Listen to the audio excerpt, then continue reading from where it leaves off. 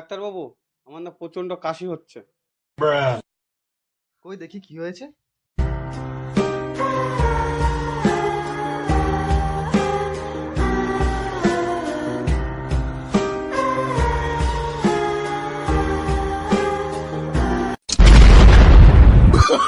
Oh, no, no, no, no.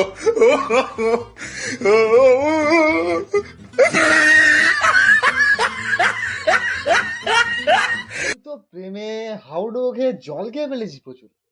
তোর জন্য ওষুধ আমার কাছে আছে, চিন্তা করিস না। 1 মিনিট।